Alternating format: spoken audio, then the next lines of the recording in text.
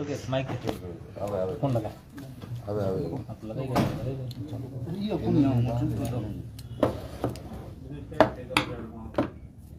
तो चलो यार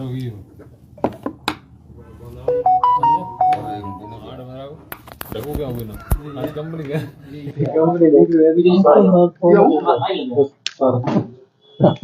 तेरे फोटो तो सही है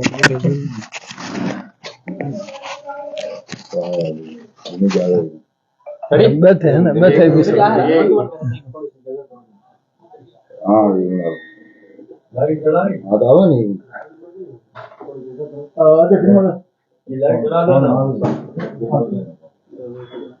है ये हवल जो आई आई करो की विधि जाओ आज तो देख ले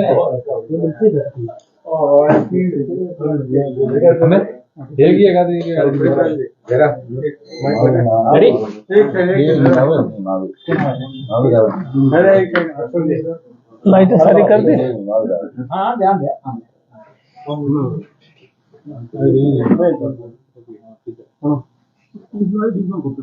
क्या बता रहे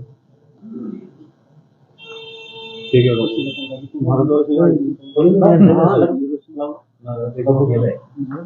अरे मार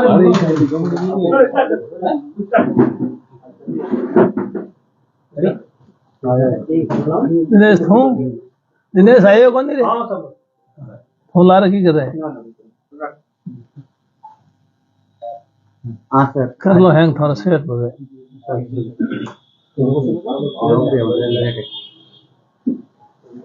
आपको प्रेस कॉन्फ्रेंस बोलेगी किस बात को लेकर बोलेगी 25 सितंबर को जो घटना हुई उसके बारे में पूरे देश की जनता को ध्यान है। उसके बाद में हमारे प्रदेश के प्रभारी और अखिल भारतीय कांग्रेस कमेटी के महासचिव अजय माकन जी ने उस घटना के बारे में रिपोर्ट भी पार्टी नेतृत्व को दे दी और उसके बाद में वेणुगोपाल जी ने 2 दिन के अंदर उस घटना के बारे में निर्णय के लिए कहा, लेकिन उसको इतना समय बीत जाने के बाद में भी उसके बारे में कोई निर्णय नहीं होना, ये एक अनिश्चितता का वातावरण बना हुआ है प्रदेश में और पूरे देश में। इसलिए इस अनिश्चितता के वातावरण को खत्म किया जाना बहुत जरूरी है, ये पार्टी के हित में है और 2023 के जो विधानसभा के चुनाव हैं उसके मद्देनजर इस पर तत्काल निर्णय किया जाए। और अगर इस निर्णय में देरी अब तक जो देरी हुई है उससे भी नुकसान हुआ है और ज्यादा अधिक देरी होगी तो और ज्यादा पार्टी को नुकसान होगा। और हमारा जो लक्ष्य है वो है 2023 के विधानसभा चुनाव में फिर से कांग्रेस की सरकार बनाने का, तो हम वो लक्ष्य हासिल नहीं कर पाएंगे अगर निर्णय में देरी हुई तो क्या चाहते हैं, क्या निर्णय है आपसे क्योंकि आप प्रधानमंत्री हैं और पुराने कांग्रेस के दिग्गज हैं। अखिल भारतीय कांग्रेस कमेटी के महासचिव अजय माकन जी ने यहाँ की रिपोर्ट पार्टी नेतृत्व को सौंप दी और अभी जो हमारे अखिल भारतीय कांग्रेस कमेटी के अध्यक्ष है मल्लिकार्जुन खड़गे जी, वो भी उनके साथ थे। इसलिए उनको खुद को मालूम है जो 25 तारीख की घटना हुई सब उनकी जानकारी में, उनके संज्ञान में, तो फिर निर्णय लेने में इतनी देरी का कोई कारण नहीं होना चाहिए। निर्णय हाईकमान को लेना है, हमें नहीं लेना है। और जब तक निर्णय नहीं होगा तो एक अनिश्चितता का वातावरण आम जनता के बीच में बना हुआ है, सरकार भी अनिश्चित दौर से गुजर रही है।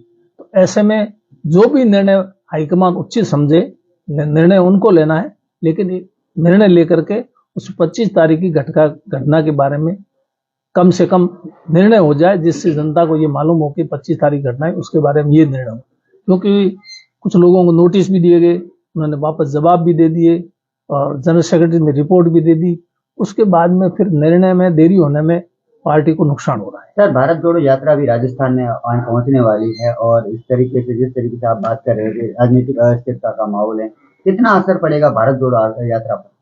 भारत जोड़ो यात्रा कई प्रदेशों से गुजर चुकी है और दिसंबर के पहले सप्ताह में राजस्थान में भी प्रवेश करेगी। उससे पहले अगर निर्णय हो जाता है तो भारत जोड़ो यात्रा पर उसका असर नहीं पड़ेगा, नहीं तो उस पर भी असर पड़ सकता है भारत जोड़ो यात्रा में। हालांकि उस भारत जोड़ो यात्रा के मामले में सभी कांग्रेस जन एकजुट है उस यात्रा में को सफल बनाने में, उसमें कहीं कोई दिक्कत नहीं है। लेकिन जो निर्णय की जहां तक बात है, उस निर्णय में इतनी देरी होना, अजय माकन खुद कितने दुखी हैं इस निर्णय के नहीं होने की वजह से। उन्होंने भी राजस्थान के प्रभार की जो जिम्मेदारी है उससे मुक्त होने की बात कही है, पत्र लिखा है हमारे ऑल इंडिया कांग्रेस कमेटी के अध्यक्ष जी को। तो इस प्रकार की अगर स्थिति प्रदेश कांग्रेस कमेटी का जो प्रभारी है ऑल इंडिया कांग्रेस कमेटी की तरफ से नियुक्त किया हुआ, वो भी कह रहा है, तो फिर यहाँ संगठन की क्या स्थिति होगी, सरकार की क्या स्थिति होगी। भारत जोड़ो यात्रा में भारत सरकार की जो कमेटी बनी हुई है, ऑल इंडिया कांग्रेस कमेटी की तरफ से कमेटी बनी हुई है भारत जोड़ो यात्रा में, उस कमेटी के और प्रभारी का तो मुख्य दायित्व रहता है। प्रभारी अगर दायित्व से मुक्त होने की बात कह रहे हैं तो ऐसी स्थिति में इस पर भी असर पड़ेगा। ये असर नहीं पड़े इसलिए निर्णय जल्दी से हो जाए। सर, ओबीसी आरक्षण की विसंगतियों को भी दूर नहीं किया गया है। राजस्थान सरकार के कई जो पूर्व मंत्री है वो सरकार पर आरोप लगा रहे हैं, खुले मन से आरोप लगा रहे हैं। इस पर आपका क्या स्टैंड है ओबीसी आरक्षण को लेकर? ओबीसी आरक्षण को लेकर के 17/4/18 को एक परिपत्र जारी हुआ, अधिसूचना जारी हुई, उससे ये विसंगति पैदा हुई। पूर्व सैनिकों को 12.5% आरक्षण का प्रावधान पहले से था, 17/4/18 से पहले से था और अब भी है। लेकिन ये 17/4/18 को जो परिपत्र जारी हुआ उससे ओबीसी के जो कोटा है उसमें कम हो गया। कई विभागों में तो ओबीसी की जो भर्तियां निकली अभी, उसमें ओबीसी का कोटा 0 है। मेरे विभाग में ही वन आरक्षक की भर्ती निकली, उसमें ओबीसी का 0 है, एक भी पोस्ट नहीं है। तो उस विसंगति को दूर तत्काल कर लिया जाए और उस विसंगति को दूर करने के लिए कैबिनेट में प्रस्ताव भी आ गया था। और अभी जो भर्तियां हो रही है बहुत ज्यादा तादाद में, बड़ी तादाद में, उनसे पहले ये निर्णय होगा तो ओबीसी वर्ग को उसका लाभ होगा, और अगर उसके बाद में निर्णय होगा तो ओबीसी के जो लाभ होना चाहिए वो लाभ से वंचित रह जाएंगे। इसलिए इस पर तो बिल्कुल ही देरी नहीं की जानी चाहिए और तत्काल इस पर निर्णय लेकर के इस विसंगति को दूर किया जाए। हेमाराम जी, जिस तरीके से ये जो तमाम पायलट और गहलोत का जो विवाद चल रहा है, क्या लगता है जब आप मानेसर गए थे तब पायलट साहब को हटा दिया गया था, उनके मंत्रियों के इस्तीफे ले लिए गए थे।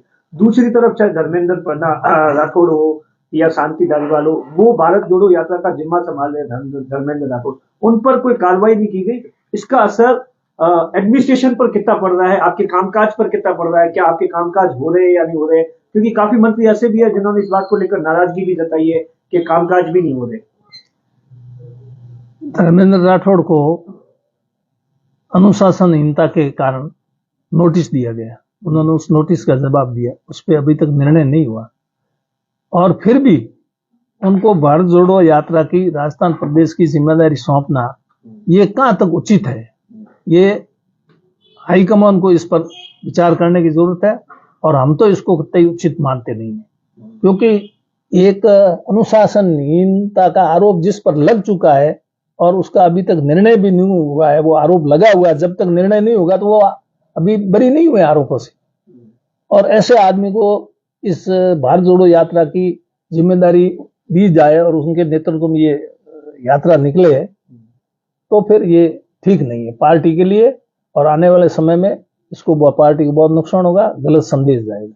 जिस तरीके से 2018 में सचिन पायलट प्रदेश अध्यक्ष थे, उन्होंने जिस तरीके से 21 से लेकर 99 तक का सफर किया, उसके बाद उन्हें मुख्यमंत्री नहीं बनाया गया। क्या लगता है 4 साल पूरे हो गए, लगातार तारीख पे तारीख दी जा रही है, तमाम लोग ये डिमांड कर रहे हैं, आपको क्या लगता है कि मुख्यमंत्री अशोक गहलोत के चेहरे पर 2023 में वापस कांग्रेस की सरकार रिपीट कर पाएगी, या सचिन पायलट के भविष्य के बारे में क्या कुछ कह रहे हैं आप, क्योंकि उनके करीबी है और उनके गुट से भी आते हैं? अब भविष्य के बारे में मैं किसी के भी भविष्य के बारे में नहीं कह सकता, किसका भविष्य कैसा, अशोक गहलोत का भविष्य कैसा, सचिन पायलट का कैसा और हमारा कैसा है, ये तो भविष्य के बारे में तो नहीं कह सकता।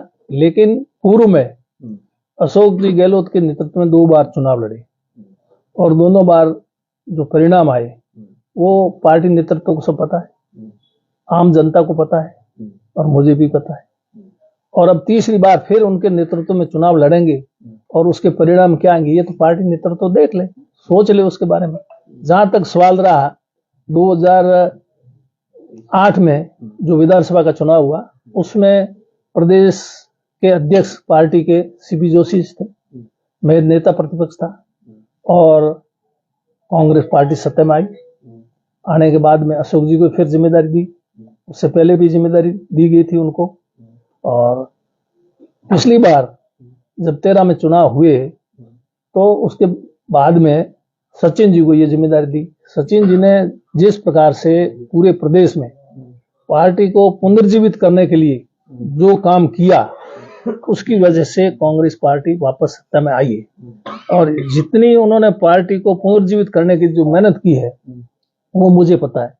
वो 3 बार तो मेरे खुद के घर आ गए मुझे कहने के लिए कि आपको पार्टी के लिए काम करना और चुनाव लड़ना। मेरी चुनाव लड़ने की कतई इच्छा नहीं थी, लेकिन उन्होंने आखिर जब मैंने पार्टी का चुनाव लड़ने की हामी भरी तब जाकर के उन्होंने मुझे छोड़ा। और सांचौर में, जालोर में जब बाढ़ आई थी उस वक्त उससे पहले वो मेरे घर आए और मुझे कहा कि नहीं आप घर नहीं बैठे रह सकते, आप मेरे साथ चलिए सांचौर। और 7 दिन तक उन्होंने मेरे को उनके साथ रखा बाढ़ पीड़ितों के। और वहां पर राहुल जी का भी दौरा था, राहुल जी भी आए थे। उसके बाद में वो गुजरात गए, गुजरात में उस समय चुनाव का था। तो इस प्रकार उन्होंने जो मेहनत की उस मेहनत को देखते हुए उनको आज वो किसी भी पद पे नहीं, आज उनको कोई भी किसी तरह की जिम्मेदारी नहीं। क्या उनको कोई जिम्मेदारी देना नहीं देना ठीक है क्या? उनको भी तो पार्टी को अगर पुनर्जीवित किया है, सत्ता में लाए हैं तो जिम्मेदारी दी जानी चाहिए। अब ये हाईकमान को निर्णय करना है, पार्टी नेतृत्व को, उनको क्या जिम्मेदारी दी जाए क्या नहीं दी जाए। क्योंकि जब तक एक तरफा चलेंगे तो ये फिर 23 के चुनाव में स्थिति अनुकूल नहीं रही। आप अपने भाषण में कह रहे हैं कि अब मैं बुजुर्ग हो गया हूँ, हम लोगों को मैं अगला चुनाव नहीं लड़ूंगा, युवाओं को मौका देना चाहिए। क्या लगता है कांग्रेस युवाओं को मौका नहीं दे रही है? अगर जो मुख्यमंत्री बना रहते तो हालत कुछ और होती। इस तरीके का जिस तरीके की असमंजस स्थिति है। मैं तो 2013 का चुनाव भी नहीं लड़ना चाह रहा था। राहुल जी खुद ने मुझे फोन किया चुनाव लड़ने के लिए, आदेश दिया, तब चुनाव लड़ा। और इस बार पायलट साहब 3 बार मेरे घर आ गए। फिर जयपुर में screening committee Clarks Aamir hotel में कुमारी शैलजा स्क्रीनिंग कमेटी की चेयरमैन, उन्होंने साफ कहा स्पष्ट शब्दों में कि आपको चुनाव लड़ना पड़ेगा, आप कितना भी ना नुक्कर करोगे तो आपको चुनाव। तब जाकर के मैंने चुनाव लड़ा 18 का। और अब रहा सवाल 2 चुनाव पार्टी के आदेश से लड़ दिए, पहले भी लड़े जितना हो सका। चुनाव में भी चुनाव भी लड़ा और पार्टी के लिए भी काम किया, जनता के लिए भी जितना हो सका करने की कोशिश की, किया। कितना कर पाया कितना नहीं कर पाया ये तो इसके बारे में जनता ही बता सकती, मैं खुद मेरे बारे में नहीं बता सकता। जहां तक 23 का चुनाव है, अब मेरी उम्र भी हो गई है, युवा आदमी को मौका मिलना चाहिए। मैंने पहला चुनाव 1980 में लड़ा है, कितने साल हो गए। और यूं वैसे राजनीति में 73 से 50 साल हो गए मेरे को राजनीति में काम करते। तो फिर आखिर 50 साल के बाद में भी हम ही राजनीति में जमे रहेंगे, हम ही चुनाव लड़ेंगे, हम ही काम करेंगे, तो फिर दूसरे लोगों को कब मौका मिले? इसलिए दूसरे लोगों को मौका मिले, ये मेरा अपना विचार है। मैं दूसरों को ऊपर ये विचार थोपना नहीं चाहता, लेकिन मेरा अपना स्पष्ट मत है, विचार है कि आने वाले समय में किसी और नए चेहरे को, युवा को मौका दिया जाए। सर, स्थानीय उम्मीदवार की मांग उठी है गुड़ामालानी में, आप भी इस मांग का समर्थन करेंगे? स्थानीय तो बहुत अच्छी बात है, स्थानीय चुनाव लड़ते हैं। तो मैं तो खुद 1980 में चुनाव जब लड़ा था गुड़ामालानी से लड़ना नहीं चाहता था, पार्टी का निर्देश था। मैं बाड़मेर से विधानसभा का चुनाव लड़ना चाहता था, लेकिन पार्टी ने मुझे बाड़मेर चुनाव नहीं लड़ाया और मुझे कहा आपको तो गुड़ामालानी से लड़ना पड़ेगा। तब जाकर मैंने गुड़ामालानी से लड़ा, जहां भी पार्टी ने निर्देश दिया। फिर बाद के अंदर 1990 में मेरे को पार्टी ने बाड़मेर से चुनाव लड़ने का निर्देश दिया तो मैंने बाड़मेर में लड़ दिया। एक बार पार्टी ने मुझे चुनाव लड़ने का निर्देश दिया ही नहीं तो मैंने चुनाव लड़ा भी नहीं। तो पार्टी जो भी निर्देश देती है, पार्टी जो भी निर्णय करती है, उसके अनुसार मैं अपना काम करता हूँ। आपने जो बात कही, इन सब बातों को टाइम समय सीमा है या केवल आप अपनी बात रखेंगे, जब तक फैसला नहीं होगा तब तक इंतजार करेंगे? इन सब चीजों की समय सीमा तय करिए, कभी महीना 2 महीना या 3 महीने में पार्टी को ये फैसला करना चाहिए। इसमें समय का इंतजार करना ही नहीं चाहिए। बिना समय का इंतजार किए पार्टी नेतृत्व को शीघ्र इसके ऊपर निर्णय कर लेना चाहिए। ये पार्टी के हित में है, ये मेरे हित के लिए बात नहीं कर रहा हूँ, पार्टी के। मैं मंत्री रहूं कि नहीं रहूं उससे कोई फर्क नहीं पड़ता। मैं अगर आज कहे तो आज मैं मंत्री पद छोड़ने के लिए तैयार। मैंने पूर्व में भी मंत्री पद से इस्तीफा दिया, आज भी मैं देश और अभी जो स्थिति है इसमें हम पार्टी के अंदर मंत्री पद में बैठे रहेंगे और फिर चुनाव में हम परिणाम नहीं ला पाएंगे तो फिर मेरा मंत्री रहना ही फिजूल है, मुझे मंत्री भी नहीं रहना चाहिए। तो अब ये निर्णय हो जाए, हम इंतजार कर रहे हैं कि अभी इसके बारे में कोई न कोई पार्टी निर्णय कर देगी।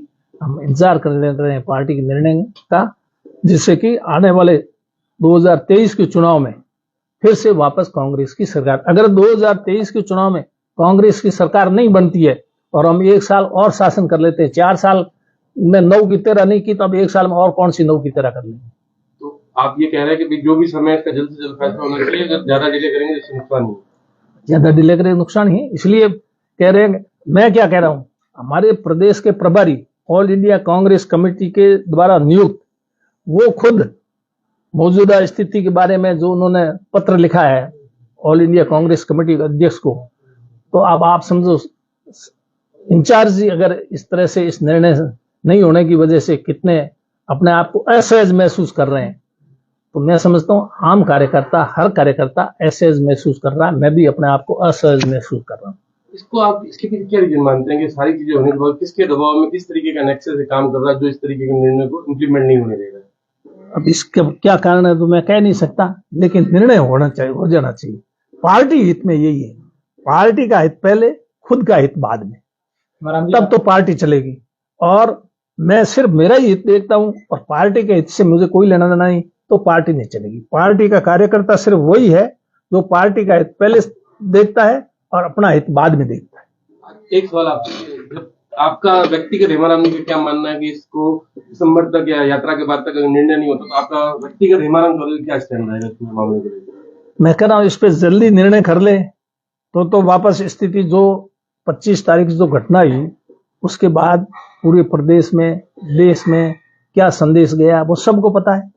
उसमें कुछ ठीक हो सकता है वापस उसमें, लेकिन अगर यही स्थिति चलती रही, इसी तरह यही रवैया चलता रहा तो फिर वापस कोई सुधार होना नहीं है। और सुधार नहीं, वैसे तो 25 की घटना से पार्टी को नुकसान तो हुआ ही है। अब कितना नुकसान हुआ है, क्या हुआ है, वो मैं कहूंगा तो ठीक नहीं, वो तो आम कार्यकर्ताओं से पूछ करके पता कर लें कि भाई उससे नुकसान हुआ या फायदा हुआ या नहीं हुआ, जो भी है। पर अब इसको जो डैमेज है उस डैमेज को कंट्रोल करना चाहिए, और डैमेज कंट्रोल के लिए सिर्फ यही है कि इस पर जल्दी निर्णय करके जो भी निर्णय करना पार्टी हाईकमान उचित समझे। मैं नहीं ये कहता, हमने आज दिन तक पार्टी हाईकमान के निर्णय को माना। पहली बार जब 1980 में मैं एमएलए बना था और मैं परशुराम जी के अलावा किसी को नहीं जानता था, उन्होंने टिकट दिलाई, वही मेरे यहाँ प्रचार करने के लिए। और फिर बाद में यहाँ प्रदेश के विधायक दल का नेता चुनने की बात आई, कांग्रेस विधायक दल नेता, तो हम दिल्ली गए। वहां दिल्ली में हमको बिठा दिया गया, हमको कुछ नहीं पता, खड़े होकर के हमको सुनाया सिर्फ इतना ही कि जगन्नाथ जी पाड़िया राजस्थान के मुख्यमंत्री। हमने उसको स्वीकार किया और ये परिपाटी शुरू से चलती आ रही। अशोक जी भी 3 बार मुख्यमंत्री बने, हाईकमान ने निर्णय कर दिया, हमने उसको सहर्ष स्वीकार किया। तो पार्टी के निर्णय को स्वीकार करना ही पार्टी का सच्चा कार्यकर्ता होगा। ओके।